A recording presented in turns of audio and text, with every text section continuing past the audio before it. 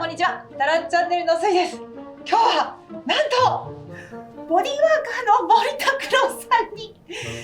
来てもらったというかですね、私がお邪魔させていただいております。はい、お邪魔しております。よろしくお願いします。はい、もう私の長年の悩みでございます。足の太さだったり形なんですけど、はい、この相談にちょっと乗っていただければなと。はい、よろしくお願いします。まあね、昔から本当に体重が減っても足が本当にやっぱ痩せづらくて、はい、これでもすっごい昔に比べたら細くなったんですよ。はい、今もトレーニング頑張ってどんどんマシにはなってきてるんですけど、でもやっぱりどうしてもね、この前もものこの張りと、このふくらはぎのここの張りがすっごい気になってて、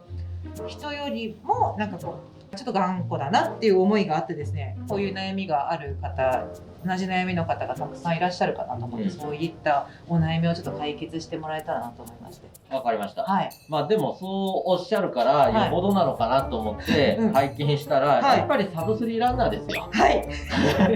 結構自分でもいろいろされてるのもあって、意外とちゃんと知ってんだなっていう、全然めちゃくちゃ広いっていう感覚はないんですけど、まだもうちょっと精度を上げることはできるかなっていうところがあると思うし、まあランニングされてる方、それ以外の方とかなんかも、こういうところチェック大事なんだなっていうのが分かっていただければなというふうに思うんですけど、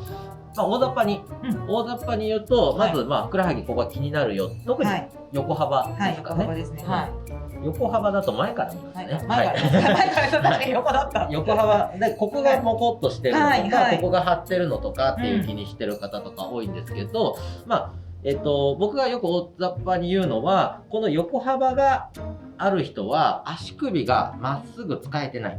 要は走るとか動かす時にこういう風なまっすぐの動きが苦手でこっちに行っちゃいやすいっていう方が、そのねじりの動きが多くなるからこの横幅が出てくる。で、こっち向いていただいて、ここがもっこりしててっていう方、ししゃも足とかよく言いますけど、そういう風になってる方とかなんかはどちらかというと足首の動きがこの上に行く動きが大きすぎちゃって、ぴょんぴょん上に跳ねるような動きが大きい方なので、お尻がうまく使えてなくて、足首の動きで引っかくような走り方になっちゃうと、ここが太くなってきちゃうのがあって、水さんの悩みとしてはどちらかというと横幅だったので、足首をしっかり動かせるのかどうかっていうチェックが一つ。で、前もも。で、これも前がポーンと張ってるのか、横がポーンと張ってるのか。両方っていうことがほとんどなんですけど、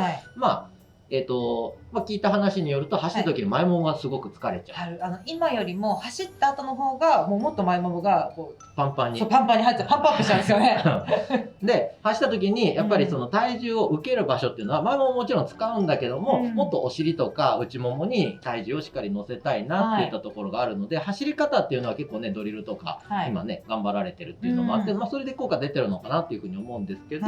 よりこう体重を受ける時の関節の位置で、この筋肉をうまく使ってください。お尻とか内ももを使いやすくするためのストレッチや筋トレっていうのをやっていただけるといいのかなというふうに思います。お願いします。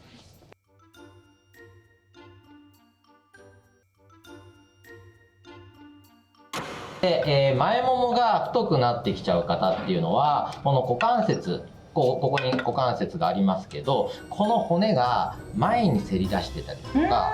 外側に行ってたりだとかっていう方向に引っ張られてる状態。すると前ももの張りがだんだん減ってきます。